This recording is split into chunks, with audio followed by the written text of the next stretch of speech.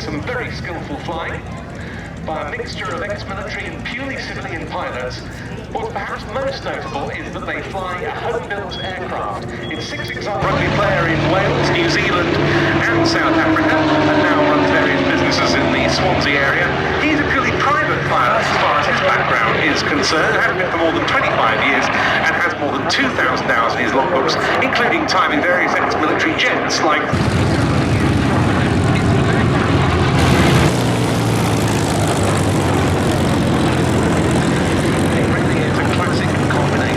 small airframe with a big engine, the 2100 horsepower rapidly double box, which powers this airplane to a top speed in excess of 420 miles an hour.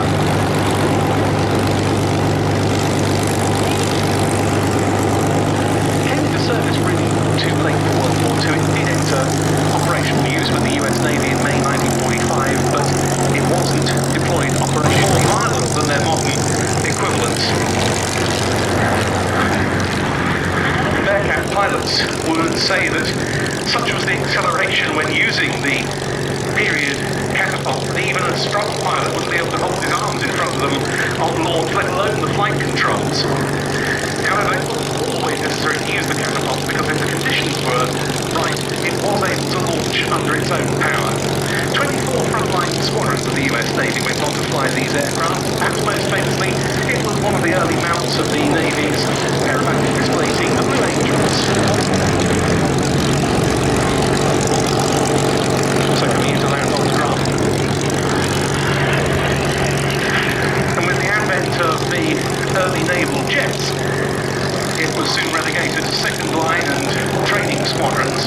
But there was still frontline service to come. The French Air Force used Bearcats in Indochina during the 1950s. They then passed to the South Vietnamese Air Force, and the Royal Thai Air Force was another user of this aircraft. And of course, they proved very, very successful unlimited air races at Reno and other places for more than 50 years.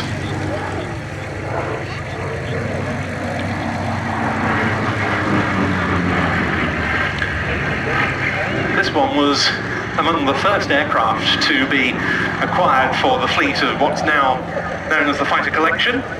It's been based at Duxford since 1984, wears a US Navy colour scheme, that of an aircraft operated by Fighter Squadron VF-20, named the Jokers.